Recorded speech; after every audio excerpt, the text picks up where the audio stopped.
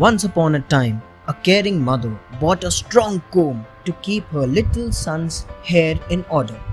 The boy was so delighted to see his gift that he always carried it with him. The comb did not pull his hair but glided through smoothly. A mishap happened one day. The comb was lost. The boy was playing and romping. All his hair got tangled. At last, the mother found the comb. But when his mother tried to draw it through his hair, it did not move. It pulled his hair and brought tears of pain in his eyes. "How bad are you, you awful old comb?" cried the boy.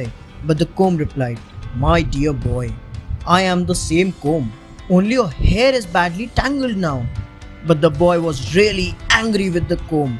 He threw it out of the window and parted with it forever. The Squirrel and the Thrush. A crowd of people had assembled in front of a merchant's house. They were wondering at a squirrel that ran in the revolving wheel of its cage. A thrush that was sitting on a nearby tree asked the squirrel, "Friend, please tell me what you are doing." "My dear fellow," replied the squirrel, "I don't have time to stop and talk to you. I have lot of work as I am the courier of a nobleman."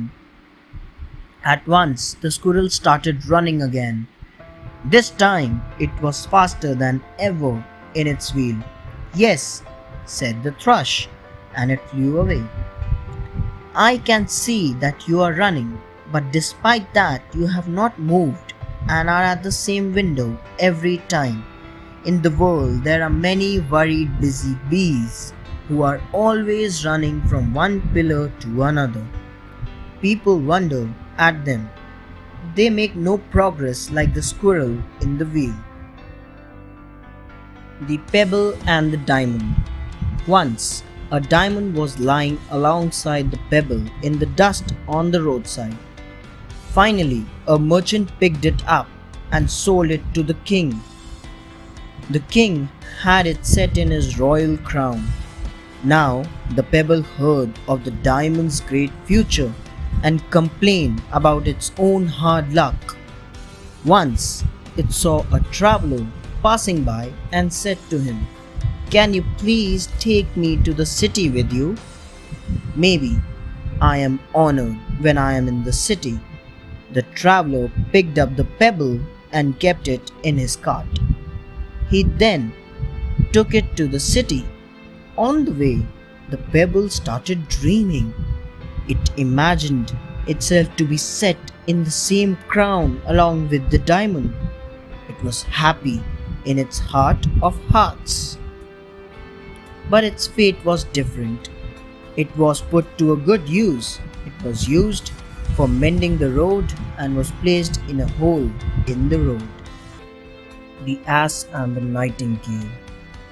Once, an ass saw a nightingale and said, "My friend, I have heard that you have a really beautiful voice. I have been waiting from a long time to hear you sing."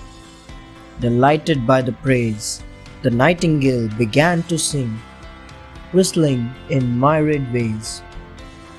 With long drawn, sniveling notes, she sang one song after another.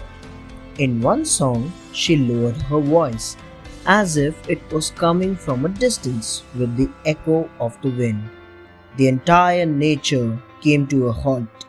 To listen her singing, the breeze stopped. The other birds were quiet.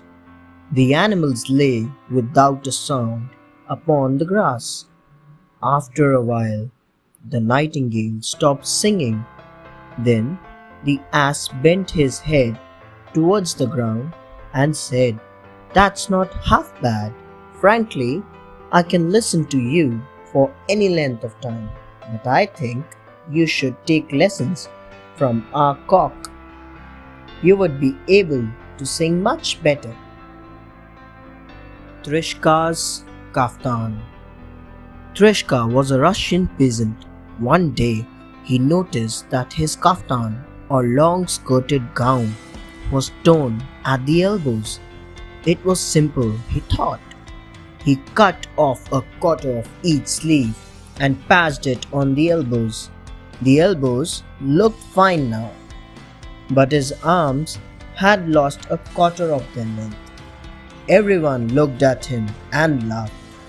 So, Trishka said to himself, I am not a fool and I can make everything right again.